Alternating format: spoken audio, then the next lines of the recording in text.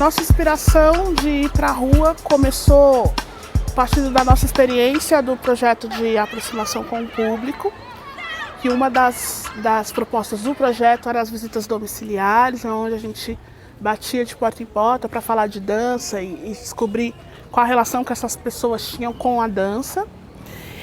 E aí, com essas respostas, com que a gente foi colhendo, a gente percebeu que ir para a rua, estar mais próximo dessas pessoas seria muito importante nesse processo de aproximar mesmo a dança dessas pessoas. Mas além disso, também teve uma análise, um olhar sensível também da trajetória dos bailarinos, dos intérpretes da equipe, da companhia, chegar até o local de ensaio, né?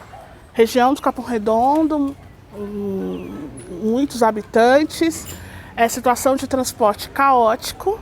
Então, como que os bailarinos, todos eles vindo de transporte público, alguns circulando na região, outros vindo do centro da cidade, qual a relação que eles tinham com esse atravessar a cidade ou atravessar a comunidade para chegar.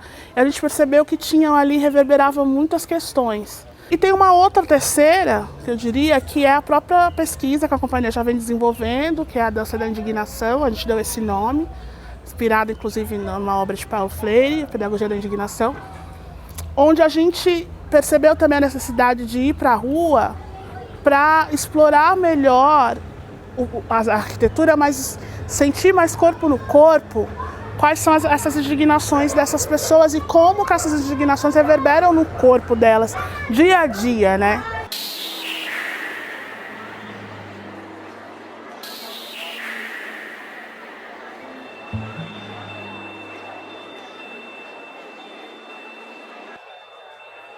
O mergulho mais forte nesse universo foi com o projeto Outras Portas, Outras Pontes, que contemplava várias ações, né? Uma das ações é a montagem do espetáculo, que leva o mesmo nome, né? Outras Portas, Outras Pontes. Também tinha a execução do projeto Retratos, que era um projeto que a gente homenageia 10 mulheres do Capão, onde o bailarino, ele dialoga com essa mulher diretamente, realiza visitas na casa dessa mulher, conversa sobre a vida dela.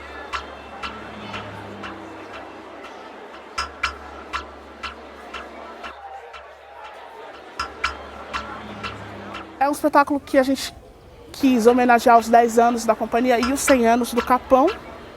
E a gente quis trazer como foco central desse trabalho a questão do apartheid social, do apartheid gentil, que a gente dá esse nome, né? Onde esse espaço, a rua, a arquitetura, enfim, ela transborda, deixa bem claro quais são essas separações, né? Esses estigmas, esses preconceitos que existem na sociedade brasileira, que não é nem só na periferia, mas, né, na sociedade brasileira. Ei!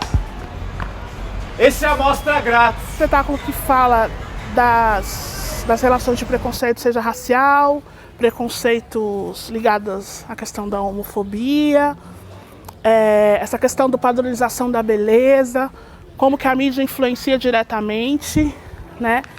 E a gente percebe que a gente está numa região, na verdade, todas as periferias, né, com a maioria negros, então a gente traz essa questão da negritude, a questão também da intolerância religiosa. Os brancos, né? Na frente. Os brancos, por favor, na frente. No meio, os indefinidos. Os que, quando o censo do IBGE vai lá perguntar, não sabem responder. Tem cenas muito interativas no espetáculo que chama muito a participação. Uma cena específica, ela chama mesmo o público para participar. Então, a partir do momento que a gente quebra esse lugar de que a gente está ali dançando e a gente chama o público para a cena, começa a rolar cumplicidade. Nessa cena especificamente, a provocação está ligada a esse processo de separação, de preconceitos, de estereótipos. Então, as pessoas começam a se identificar umas com as outras, se identificar com o bailarino que está ali com elas. Os indefinidos no meio. Indígenas, orientais e principalmente os negros, eu quero lá no fundo, para que eu nem possa enxergar.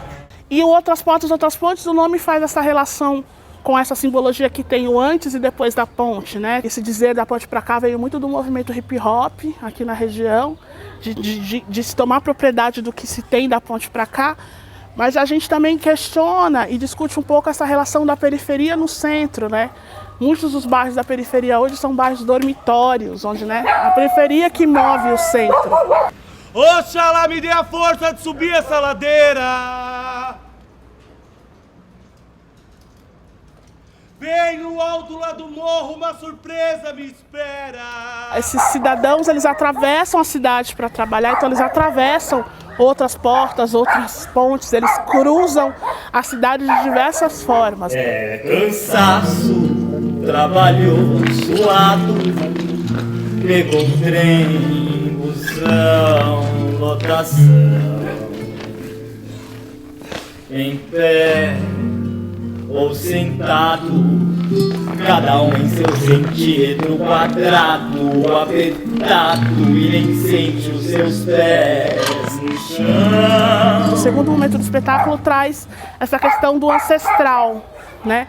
E aí a gente traz o que a gente chama de ancestralidade indígena nordestina africana, que é a ancestralidade presente na periferia.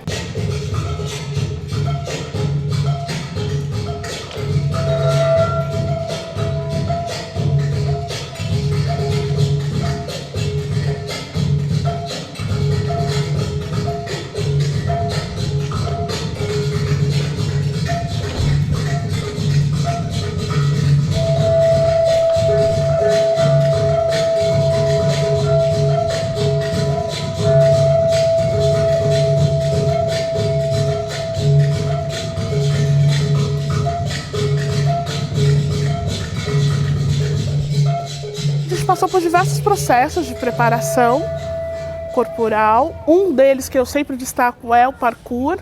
A gente desenvolveu durante um bom tempo as aulas, os processos de treinamento em parkour, porque o que a gente queria com Outras Portas é o que a gente sempre fala, que Outras Portas ele rasga o espaço, né? Ele rasga o tempo. Então, nesse rasgar, que esses corpos eles pudessem dialogar diretamente com a arquitetura que a gente encontrava em todos os lugares que a gente fosse com o espetáculo. E nesse processo de circulação, no segundo momento, a gente criou uma proposta de circular em outras periferias da cidade. As agentes de articulação do projeto de aproximação do público ia primeiro na comunidade, identificava lá os espaços que pudessem ser interessantes para a gente explorar cenicamente o espetáculo, e também identificar as lideranças comunitárias, as lideranças culturais, as articulações artísticas culturais que tinham nessa comunidade. Depois dessa identificação, esse mapa feito, eu e os bailarinos fomos para a comunidade e aí dialogamos com essas lideranças para conhecer o histórico do bairro, quais as dificuldades, os históricos de militância, que para nós é muito importante, militância política, como que essa comunidade vem se organizando para a sua melhoria. E aí o que a gente colhia desse contato com essas lideranças e o contato direto, como de caminhar, de conversar com os moradores, a gente levava para a cena, para o espetáculo. Tem uma cena do espetáculo específica que ela é uma cena bem coringa, onde a gente consegue mover bastante, trazer essas características do bairro. A cada mês era um espetáculo novo, era um estudo novo, era um corpo que a gente tinha que trazer para dialogar com aquele lugar. E foi na obra, no Outras Portas, eu e a Yaskara Manzini, que fez a direção coreográfica. Ela com uma experiência de carnaval, que é uma das maiores manifestações populares que acontecem na rua, como que a gente podia experimentar melhor utilizar a rua em prol esse nosso processo de construção dessa poética desse corpo indignado e tudo mais. Então foi algo muito intuitivo, que a gente foi experimentando e foi percebendo que é um lugar de muita potência e que é um lugar que é muito importante nós estarmos.